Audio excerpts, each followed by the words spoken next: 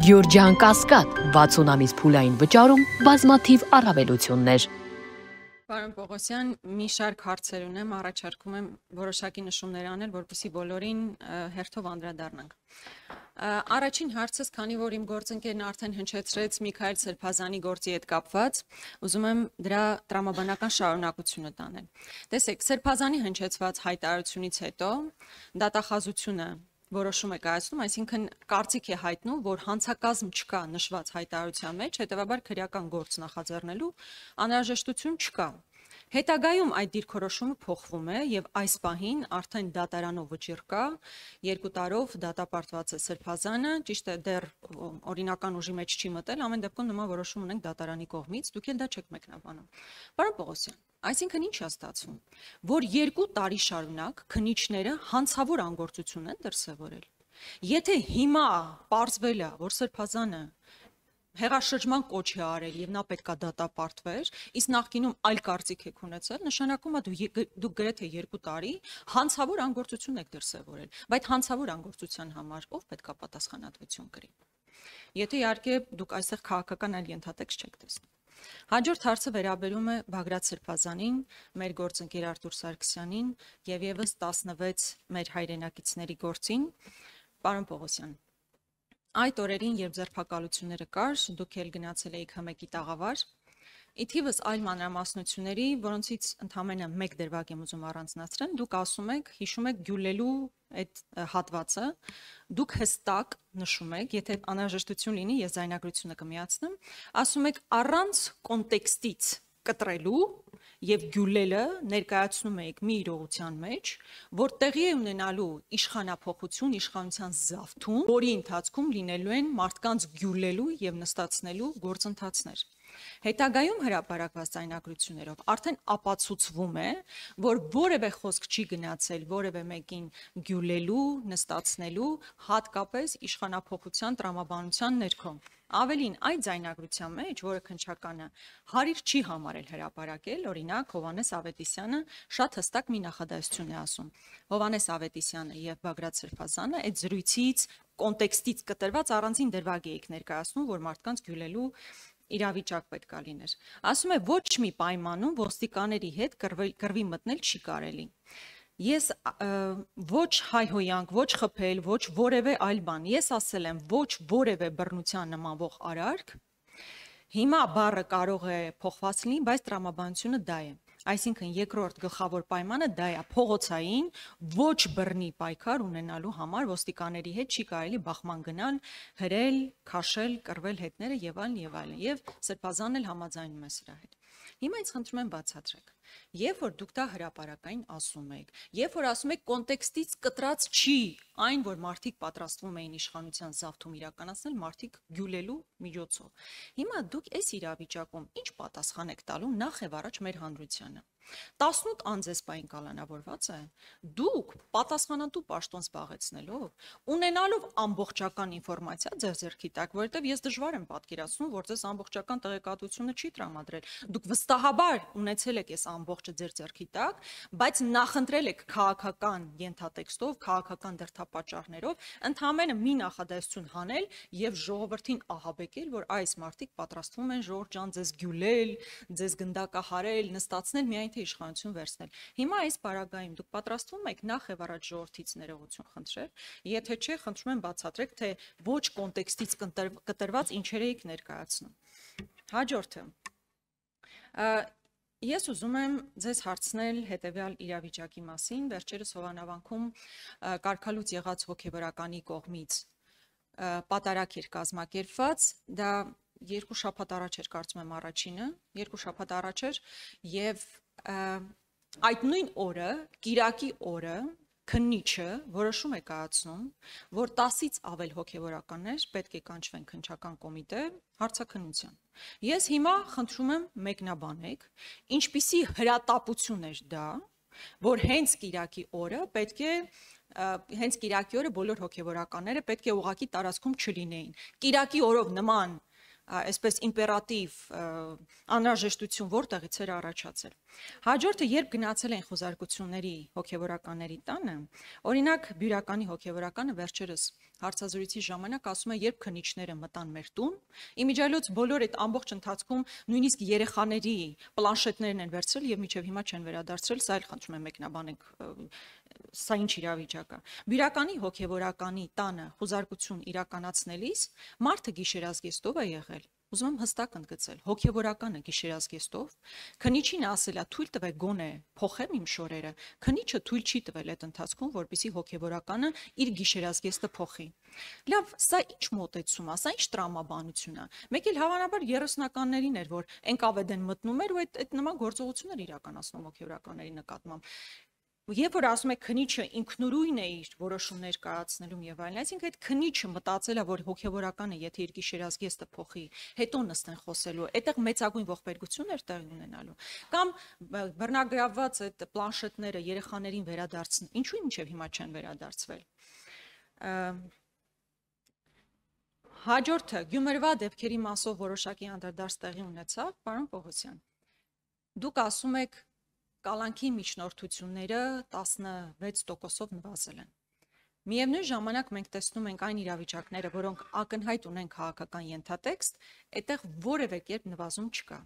Օրինակ, երբ մենք ասում ենք Գյումրում տեղի ունեցած դեպքերով, երբ որ տասնյակ մարդիկ բերման են ենթարկվում, հետո ձերբակալվում, այնուհետև կալանավորվում եւ այդտեղ ակնհայտ քաղաքական ենթատեքստ կա, օրինակ մի դրվագով ասեմ, խոսքը ոչ միայն Սարուխանյան Կարենի Զոքանչի մասն է, այնտեղ օրինակ փաստաբան Ռուբեն Մխիթարյանը ու նույնիսկ ձայնագրություններով տեսա ձայնագրություններով ակնհայտ երևում է, մարդը ձեռքերը բարձրացրած, փորձում է այնպիսի իրավիճակ ստեղծել, որ հանկարծ բախում տեղի չունենա։ Ու դա ձայնագրված է, մենք բոլորս դա տեսել ենք։ Հիմա այդ տեսանյութերը դիտելուց հետո դուք ո՞նց է քննիչը ո՞նց է մտածել, որ այս հենց այն հանցագործությունն է, որի համար մարդուն պետքա տանել կալանքի։ Իրականում հարցերը շատ են, բայց մի հատ էլ ապօրինի գաղտնալսումով եւ իմ սիրելի Անիֆով։ Ապօրինի գաղտնալսման հերթական դեպքին ենք մենք ականատես եղել, երբ Նաթան Սրբազանի եւ մեկ այլ աբեղայի միջև ձայնագրություն է հրապարակվել, այնուհետև օրինակ այդ ապօրինի գաղտնալսված ձայնագրության հիմքով հարցաքննության է կանչվել Նաթան Սրբազանը, բայց ես չտեսա որևէ հաղորդում այն մասին, որ բուն ապօրինի ձայնագրությունների մասով եղել է գործ վարույթ կա հարուցված։ Այս դեպքում ինչ է նշանակում, ապօրինի ձայնագրության հիման վրա մարդուն կանչում են հարցաքննության գործ են հարուցում, բայց բուն գաղտնալսման առիթով վարույթ չի նախաձեռնվել։ Եվ վերջինը Անիֆի մասով, ես ուզում եմ հասկանալ ինչ առաջընթաց ունենք այստեղ։ 3 տարի քննելուց հետո պարզվեց մի առանձին դրվագով 3 մեղադրյալ է ներգրաված, որոնցից առնվազն մեկը Հայաստանի Հանրապետությունում չի։ Այստեղ ինչ առաջընթաց ունենք, բայց այս 3 ներգրաված անձինք էլ 1.5 միլիարդ դրամի մսխման գործի շրջանակներում էր, բայց ուզում եմ հիշեցնել, որ Անիֆը մոտավորապես 70 միլիոն դոլարի մսխման գործ էր եւ այդ շրջանակներում ուրիշ ինչ նոր զարգացում ունենք։ Շնորհակալություն։ Շնորհակալություն, Տիկին Գրիգորյան։ Սկսենք, դուք նշեցիք Միքայել Աճապահյանի հետ կապված գործից, որ դատախազությունը դիրքորոշում է հայտնում, որ հանցակաց չկա, 2 տարի քննիչները հանցավոր անգործություն են կատարել, նման տեսակեր եթե կա։ Տիկին Գրիգորյան, վստահ եմ տեղյակ եք, որ քննիչը իր լիազորությունները սկսում է այն պահից սկսած, քննիչը առնչվում է պրոցեսներին դատավարական, երբ որ ստանում է հաղորդում, պատշաճ հաղորդում, իսկ օրենքի մեջ հստակ թվարկված են, թե հաղորդումը, թե վավերապայմանները հաղորդում եւ այն անձինք, ովքեր որ հաղորդում են ներկայացնում։ Այսինքն քննիչը մինչեւ չունենա հաղորդում պետական մարմնից, տեղական ինքնակառավարման մարմնից եւ այլ, կարծում եմ բացատրելու եւ մեկնաբանելու օրենսդրորեն այդ հիմքերը նախատեսված են։ Այսինքն քննիչը մինչեւ այդ հաղորդումը չստանա, ինքը չի կարող որոշի վարույթ նախաձեռնում է, թե չի նախաձեռնում։ Մեզ չի դիմել։ Հետևաբար այս առումով կարծում եմ այստեղ քննիչի շուտ հանցավոր անգործության մասին խոսելն ավելնորդ է։ Այս մասով երևի այսքանը է, ուրիշ մնացած մասով ինձ թվում է մեկնաբանեցի Տիկին Խամոյանի հարցադրումներին, չեմ ուզում շատ ծավալվեմ։ Այդ դուք նշում եք գործի հետ կապված ահաբեկչության նախապատրաստության եւ իշխանության զավթելու նախապատրաստության հետ կապված գործից ասում եք, որ օրինակ ՀՄԵԿ-ում հարցազրույց եմ տվել։ Տիկին Գրիգորյան, եկեք հանրության մոտ առնվազն թյուր կարծիք չձևավորենք այս գործի հետ կապված։ Ես հասկանում եմ, որ պաշտպանական մարտավարության տեսանկյունից եւ, չգիտեմ, ունեն անձինք պաշտպանվելու իրավունք ունեն եւ ոչ ոք չի ցանկանում այդ իրավունքի ձրկել եւ իրավունք էլ չունի, բայց այդ պաշտպանության մարտավարության տեսանկյունից ես հասկանում եմ, որ փորձում են առավելապես նսեմացնել քրեական վարույթով ձեռք բերված այն ապացույցները, որոնք վկայում են, որ հիմնավորում են մեղքը։ Ես հմեկում հարցազրույցի ընթացքում ինչ ասել եմ, վերահաստատում եմ։ Դուք այսօր կենտրոնացել եք գյուլելու դրվագի հետ։ Չէ՞։ Ասում եք, ում ի նկատի ուներ, ում էր ուզում։ Սկզբից նշեցին, որ էդի սկզբից նման տեսակետ, որ դա ինքը չի խոսում։ Հետո պարզվեց, որ ինքն է խոսում։ Հետո գյուլելը սկզբից չէին հիշում, թե թիրախը ով էր։ Հետո հիմա մեկնաբանում են, որ այդ գյուլերը տեսականորեն, երբ որ օրինակ, չգիտեմ, իշխանությունը զավթվեր, կոնկրետ անձանց այս ձևով պետք է պատժվեր։ Հիմա ինձանից ինչ եք ուզում, այդ գյուլելու, չկներեք, ես ավարտեմ էլի։ Այդ գյուլելու թիրախների, փնտրտուքների մեջ ենք հիմա մենք։ Թե ում պետք է գյուլեին պատերի տակ։ Ես հիմա ձեր հարցին ինչ պատասխանեմ։ Եղել է, չէ, ճշմարտությունն եմ ասում, եղել է նման խոսակցություն, պատերի տակ գյուլելու։ Եղել է այդ խոսակցությունը, թե չէ։ Եղել է։ Կամ դուք, Տիկին Գրիգորյան, ի վերջո, լավ, հասկանում եմ, որ մարդիկ ամեն գնով ուզում են պաշտպանվեն։ Մենակ գյուլելու խոսակցությունն եք վկայակոչում, բայց մյուս խոսակցությունները, ախր դուք տեղյակ եք, որ տեղյակ եք այդ գործով, որ իրանց ձեռքով գրած ապացույցներ կա, որ արարքի որակումը ինքը իրան տվել է։ Ահաբեկչություն, հենց այտենց պլանավորված ահաբեկչություն։ Այ կհետազոտվի, դրա համար ես չեմ ուզում առաջ ընկնեմ, խնդրում եմ, ես չեմ ուզում հրապարակային դատաքննության ժամանակ, սխեմաներով, այո, ահաբեկչական բառացի եմ ասում, ահաբեկչական գործողություն, խուզարկությամբ հայտնաբերված, գնացեք հարցրեք, թող պատասխանեք, որակումն էլ են նույնիսկ իրանք տվել, թե ոնց են զավթում, գրավում, բառերով ասեմ, գրավում, ոստիկանության շենքերը, թե բառացի եմ ասում, չեք, հիմա ինչի եք մեր հանրության մոտ, ուզում եք սենսացիա եք ուզում ինձանից, հանրության մոտ անես տպավորություն ստեղծում, մեկը խոսում է ձվածեղ սարքելու մասին, ինչի եք նսեմացնում այս գործը, հավաստիացնում եմ ձեզ, ամեն ինչ ժամանակին, հրապարակային դատաքննության ընթացքում, այս բոլոր հարցերի պատասխանները կստանաք եւ կհամոզվեք, որ քննչական կոմիտեի նախագահան ինչ որ ասում էր, ճիշտ էր ասում, մի բան էլ քիչ է ասել, չեմ բացել շատ փակագծեր, եթե ուզում եք ձեզ առանձին կարող եմ ցույց տալ, եթե ուզում եք, ցույց կտամ, հաջորդը, այս մասով այսքանը վերահաստատում եմ, նշում եմ նորից, որևիցե բան կոնտեքստից չեն կտրել, որևիցե հանգամանք, ինչ ասում եմ վերահաստատել եմ, վերահաստատում եմ, և ավելին, ես տեղավորվել եմ այն շրջանակներում, որ մարդիկ ամիսներ շարունակ խոսակցություններ են ունեցել, ամիսներ շարունակ, խոսել են, չգիտեմ, կենցաղային հարցերով, չգիտեմ, տարբեր հարցերով, հիմա այդ խոսակցությունները պետք է մենք որոշակի ձևով, ձևաչափով հանրության ներկայացնեինք, օրինակ, ինչ-որ սերմ ժամկետային սահմանափակումներ, դրա համար մենք փորձել ենք այն հատվածները լուսաբանենք, որոնք որ ըստ էության մեզ համար կարևոր են, բայց դա չի նշանակում, որ միայն այդ խոսակցություններ են, դա շատ խոսակցություններ կան, Տիկին Գրիգորյան, վստահ եմ, հանրությունը հրապարակային դատաքննություն է գնալու, այդ բոլոր հարցերի պատասխանները կստանան, ես նորից եմ վերահաստատում, որ այս գործը իր բնույթով, ստեղ ուղղակի բարոյականության շրջանակներից եւ այլնի մարդ պետք է սուտ չխոսա, նույնիսկ հոգեվորական է, հոգեվորական, առավելապես հոգեվոր, պետք է սուտ չխոսա, քննչական կոմիտեի նախագահան պարտավոր է սուտ չխոսալ, իսկ հոգեվորականը ընդհանրապես բարոյական պարտավորություն, բայց պետք է խոսա, սուտ չխոսա, ճիշտը թող ասի։ Ես ճիշտն եմ խոսում եւ իմ բառերի համար պատասխանատու եմ։ Տիգին Գրիգորյան, դուք արձագանքելու հնարավորություն կունենաք, էլի խնդրում եմ։ Տիգին Խամոյան, խնդրում եմ։ Եվ հաջորդը, այդ դուք նշում եք Կիրակի օրով քննիչները ինչի են կանչել հարցաքննության։ Դուք տեղյակ եք, որ քննիչը աշխատում է շաբաթ, Կիրակի, գիշերային ժամերին։ Հիմա մեր գործն է դա։ Չի պատահական չի անում։ Ամենայն պարոն Պողոսյան, ամենայն հարգանքով էլի, երկխոսություն չի, ազատ ինչ որ շփում չէ, ինչ որ ընդհանցակարգ կա, մեկը ժամկետային սահմանափակում որոշակի։ Տիկին Գրիգորյան, պատահական համընկնումներ ստեղ քննիչը, երբ որ հարցակը ինքն է որոշում, ինքն է ուղղություն տալի քննությանը, եւ հարցակնության ծանոթագրեր ուղարկում է այն ժամանակահատվածին եւ հրավիրում է հարցակնության,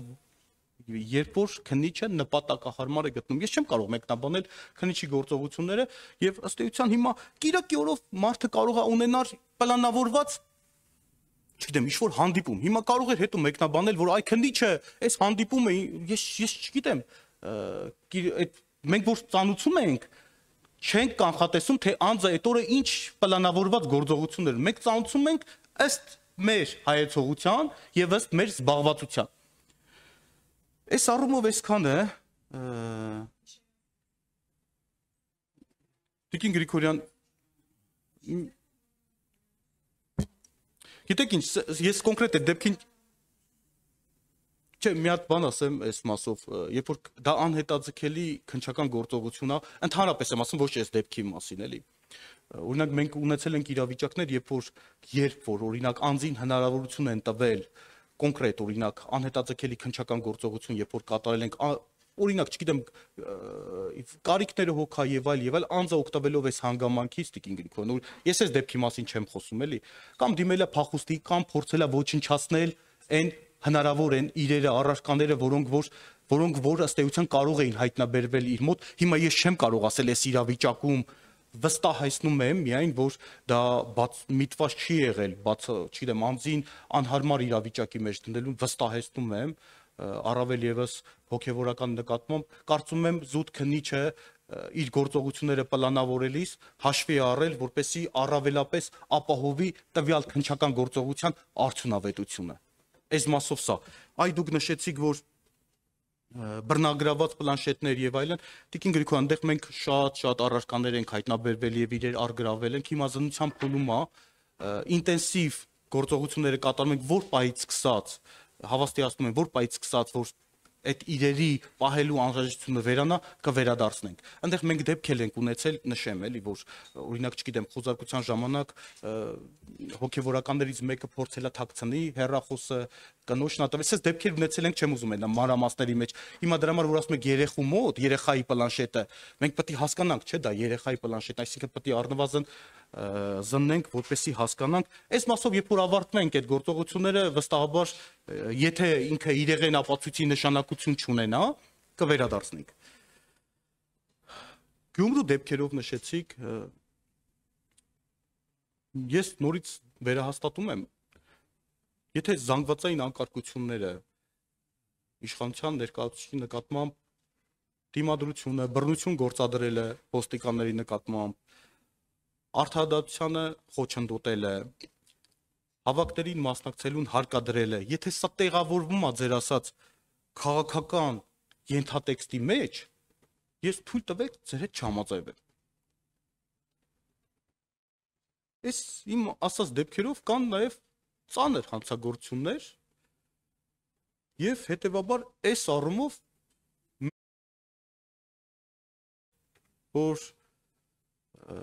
սովորական քրեական վարույթը, որը վերաբերվում է կաշառք ստանալուն պաշտոնատար անձի կողմից, որը որ հակակոռուպցիոն կոմիտեում քննում չէին կարող ենթադրել, որ սա հետագայում, ասենք, ֆանտաստիկայի ժանրից է, էլի, հետագայում պետք է վերաճեր զանգվածային անկարգությունների։ Թող չանեին։ Ով է իրաց դերից բռնել, որ սա պաշտոնատար անձանց, չգիտեմ, օգտագործելով իր կանրադառնամ Տիկին Վարդանի հետ փաստաբան երկապա։ Օգտագործելով իրենց լծակները, լիազորությունները, մարդկանց մոբիլիզացնեին, չգիտեմ, այնտեղ խմբեր ստեղծեին, արգելափակեին այս բանը շենքի հետ մուտքը, ելքը, որպեսի թույլ չտային եւ այլ։ Ով է ստիպել, որ ոստիկանների նկատմամբ բռնություն գործադրեին։ Հիմա դուք ուզում եք, ինչ եք ուզում ասեք, որ մենք մենք զերծ մնայինք այս վարույթը քննելուց։ Թող ցուցաբերեին այն գործով պատշաճ դատավարական վարքագիծ, մեղսագրվում է կոնկրետ արարքի մեջ, թող պաշտպանվեին, բայց պաշտպանվելը օրինական գործիքակազմով, ոչ թե մարդկանց ստիպեին եւ դրթեին, որպեսի, չգիտեմ, այդտեղ հավաքվեին հարյուրավոր, հազարավոր մարդիկ։ Հաջորդը դուք փաստաբանի դեպքն եք վկայակոչում։ Գիտեք ինչ, մենք էլ այդ տվյալ ունենք, որ որոշակի գործողություններ կատարելուց հետո ձեռքերն ասենց հանում։ Հիմա այսքանը բավարար է։ Չէ՞։ Չի լինում այտենց։ Դե որ նկարագրված է իրանց մեղադրանքի։ Ես ներողություն։ Քնարը երբ բանից է։ Քնարիկ։ Ազգային Ես ներողություն եմ խնդրում։ Ժորժ ջան, ուրեմն նայեք, հաշվի առնելով, որ սա եզակի հնարավորությունն է բովանդակային քննարկում ունենալ ազգային ժողովի ներսում մեր գործընկերների հետ։ Տեսնում եք, հնարավորինս ազատական մոտեցում է, թե ժամի հետ կապված, թե հարցադրումների հետ կապված։ Սա ոչ թե հանկարծ չդիտարկեք էլի ընդհանցակարգի չիմացություն կամ չդիտարկեք որպես, չգիտեմ ինչի, անհասկանալի մոտեցում։ Սա արվում է նրա համար, որպեսզի հարություն տեղեկացված լինի մեր գործունեության մասին։ Բայց չափերը, սահմանները որոշակի կանոններ պետք է լինեն, Նարեկ ջան, հակառակ դեպքում ես ստիպված պետք է լինեմ։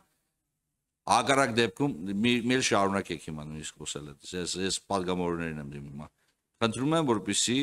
հնարավորինս լրատվամիջոցները պահպանեն լրատվականներից կան եւ չխոչընդոտեն ազգային ժողովի բնականon գործունեությունը։